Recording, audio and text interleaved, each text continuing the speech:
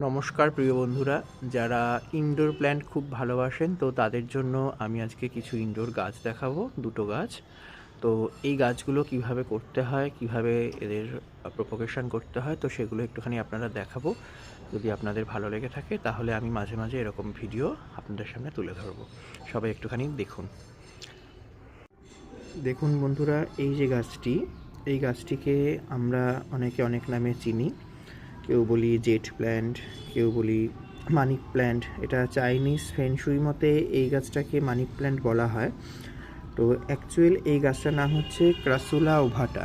ঠিক আছে, এই ছোটো ছোটো গোল গোল পাতার জন্য এই গাছটিকে অনেকেই ভালোবাসেন ইনডোরে রাখতে। এটা মানে লো সানলাইট পছন্দ করে, খুব বেশিও না খুব কমও নয়, এরকম ধরনের, মানে অতিরিক্ত কম নয়। আর জল খুব একটা বেশি পছন্দ করে না। তো এই গাছটা কিন্তু খুব ভালো একটা ইনডোর প্ল্যান্ট। আপনারা যারা ইনডোর প্ল্যান্ট করতে চাইছেন ব্যালকনিতে রাখার জন্য খুব ভালো গাছ। আরেকটা ইনডোর প্ল্যান্ট আজকে আমি দেখাবো আপনাদেরকে, তো সেটা হচ্ছে এইটা। এটা কম বেশি সকলেই চেনেন, স্নেক প্ল্যান্ট।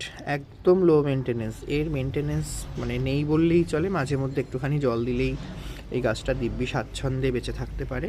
তো বেঁচে থাকার জন্য তেমন একটা কিছুর প্রয়োজন হয় না। তো এই গাছগুলোর কি করে আপনারা নতুন করে মানে চারা তৈরি করবেন, সেই চারা তৈরির পদ্ধতি আজকে আপনাদের সামনে আমি দেখাচ্ছি। আপনারা একটু প্লিজ যদি পারেন সময় নিয়ে একটু ভিডিওটা দেখবেন। করতে গেলে প্রথমেই এরকম একটা ডাল মানে কেটে নিতে হবে। ধরুন আমি এই ডালটা কেটে নিচ্ছি, এই দেখুন এই ডালটা কেটে, একটা ডাল যে কোনো কেটে নিলাম, এটা হাত দিয়েও ভাঙা যায় যদিও। তো প্রথমে এই ডালটা কেটে খানিকটা আমি পাতা এরকমভাবে নিচের অংশটা যে আছে, নিচের অংশটা পরিষ্কার করে নিচ্ছি, যাতে এই জায়গাগুলো একটুখানি পরিষ্কার করে নিলাম। এবার এখানে আপনি অ্যালোভেরা জেল যদি থাকে, অ্যালোভেরা জেল লাগিয়ে নিলে পরে তাহলে সেটা আরও বেশি, এটা রুট হরমোনের কাজ করবে। এই দেখুন আমার কাছে অ্যালোভেরা রয়েছে, তো সেই কারণে আমি একটু লাগিয়েই নেব। এখানে একটু অ্যালোভেরা জেল লাগিয়ে নেবেন, এরমভাবে জাস্ট একটু ডুবিয়ে নেবেন, তাহলেই অ্যালোভেরা জেলটা আপনি পেয়ে যাবেন। অ্যালোভেরা জেলটা লাগিয়ে নিলাম। তারপরে গিয়ে কী করবেন আমি সেটা বলে দিচ্ছি আপনাদেরকে। দেখুন আমি গাছ তৈরির জন্য এরকম মানে আমার প্লাস্টিকের অনেকগুলো আছে, সেগুলো আমি ব্যবহার করি। প্রথমে আমি মাটিটাকে রেডি করে নেব। তো মাটি আমার আগে থেকে কিছু গার্ডেন সয়েল এখানে রয়েছে, তার মধ্যে একটু ভার্মি কম্পোস্ট বা গোবর সার দিলে পরে ভালো। আমার মাটি রেডি করাই থাকে বেশিরভাগ সময়। তো মাটিটা আমি এই পাত্রের মধ্যে একটুখানি দিয়ে নেব, যতটা মানে সম্ভব দিয়ে নিলাম পাত্রে মাটি দিয়ে তার মধ্যে এবার এখানে আপনি এই গাছটাকে একটু আঙুল দিয়ে গর্ত করে বুনে দেবেন। ব্যাস এইটুকুই, এই গাছটার গ্রোথের জন্য এইটুকুই। এই থেকেই গাছটা কিন্তু বাঁচবে এবং গাছটা নিজে নিজে আবার নতুন একটা গাছ তৈরি হবে। তারপর সামান্য একটু জল দিয়ে সেমি সেট, যেখানে মানে অল্প রোদ, সেরম জায়গায় এটা আপনি করে ফেলবেন। ঠিক আছে, এইটা হয়ে গেল। এরপরে আমি আরেকটা গাছ দেখাচ্ছি, স্নেক প্ল্যান্ট। দেখুন, তো এইবার আমি এটা দেখাবো স্নেক প্ল্যান্টের কীভাবে তুলবেন চারা।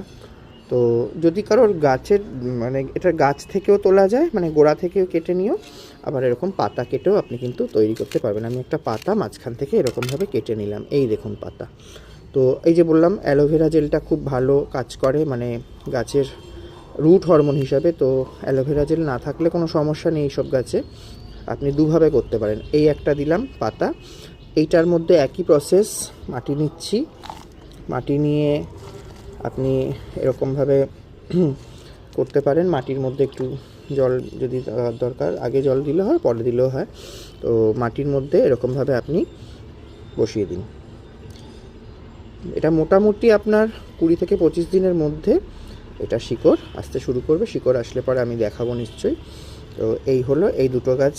এইভাবে জলে রাখলে পরেও এখান থেকে শিকড় আসে, তবে এটা একটু সময় লাগে। কিন্তু যদি আপনারা এইভাবে মাটির মধ্যে ডাইরেক্ট বসিয়ে দেন তাহলে পরে কিন্তু শিকড় তাড়াতাড়ি আসবে এবং গাছটা তাড়াতাড়িভাবে গ্রো করবে। একইভাবে এই গাছটাও জলের মধ্যে হয়, কিন্তু একটু সময় লাগে, পচে যেতে পারে অনেক সময়। সেই জন্য মাটির মধ্যে দিলে পরে গাছটা বাঁচার সম্ভাবনা অনেক বেশি। যদি আপনাদের ভালো লাগে আপনারা অবশ্যই লাইক কমেন্ট করবেন এবং চ্যানেলটিকে আমার সাবস্ক্রাইব করে দেওয়ার চেষ্টা করবেন। পরের দিন যদি আপনাদের রেসপন্স পাই, তাহলে এটা হচ্ছে অ্যাডেনিয়াম মুরু গোলাপ বলা হয়, দেখুন কড়ি আছে গাছে। তো এই গাছ থেকে কি করে চারা তৈরি করতে হয় পরের দিন তাহলে আপনাদের সামনে আমি সেই ভিডিওটা নিয়ে আসবো। সবাইকে অনেক ধন্যবাদ।